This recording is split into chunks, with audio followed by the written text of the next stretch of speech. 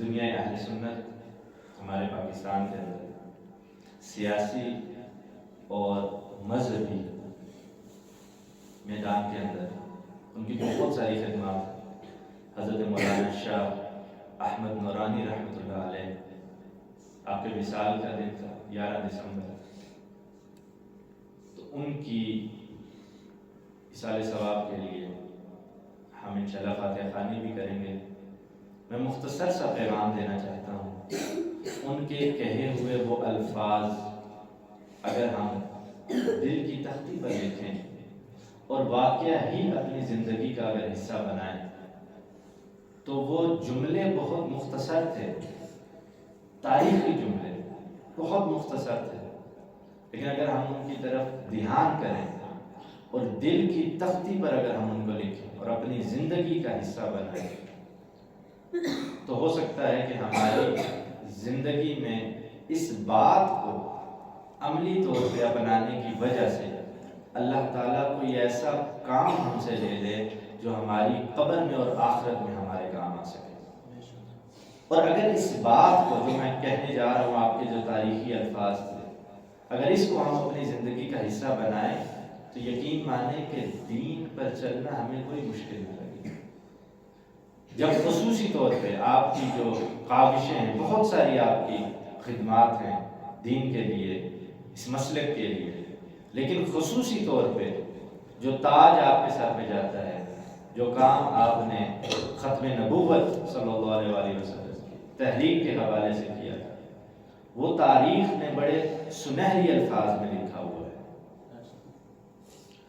آپ نے فرمایا کیونکہ جب یہ ساری تحریک چل رہی تھی، کوششیں ہو رہی تھی، تو ہر جانب سے ہر حربے سے کوشش کی گئی کہ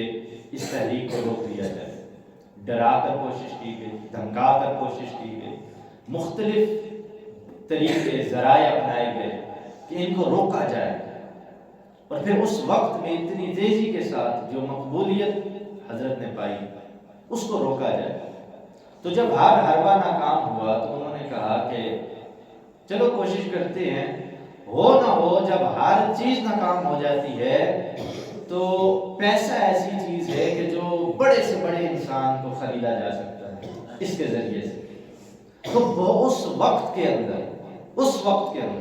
بہت بڑی اماؤنٹ آپ کو آفر کی گئی، بہت بڑی رقم آپ کو آفر کی گئی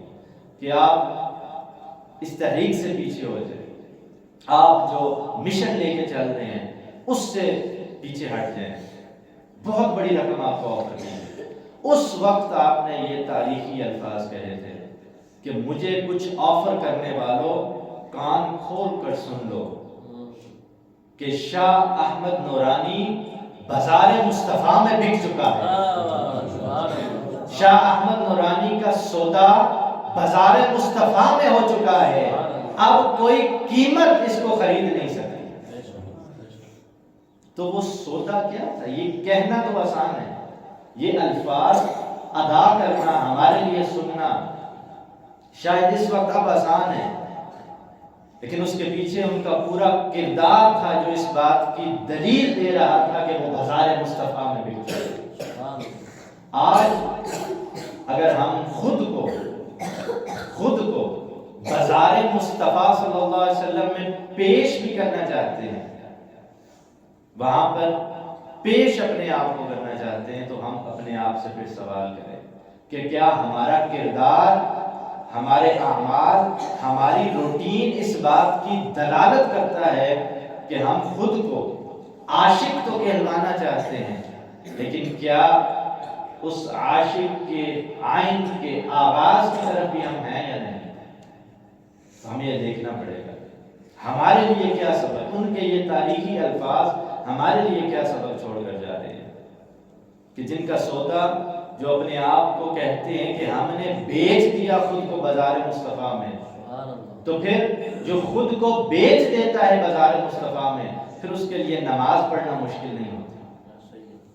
پھر اس کے لیے دین پر عمل کرنا مشکل نہیں ہوتا، پھر اس کے لیے سچ کو اپنانا مشکل نہیں ہوتا، پھر اس کو اپنی گندی زبان کو تبدیل کر کے اس زبان کو پاک کرنا مشکل نہیں ہوتا، پھر اس کے لیے اپنے دل کے اندر جھانک کر جو دل کو ہم نے تاریکی کے اندر منتقل کر دیا ہے، اس کو روشنیوں کی طرف لانے کے لیے پھر اس کے لیے مشکل نہیں، پھر اس کے لیے آسانی ہوتی ہے۔ لیکن یہ سوال آج ان کے تاریخی الفاظ ہم یاد کرتے ہوئے آئیں، اپنا محاسبہ کرتے ہوئے اپنے آپ سے پوچھیں کہ ہم کہاں پر ہیں، اپنا محاسبہ کریں۔ کیا ہماری روٹین، ہماری زندگی، ہمارا کردار ہمارے جانے کے بعد بھی کیا اس بات کی دلالت کرے گا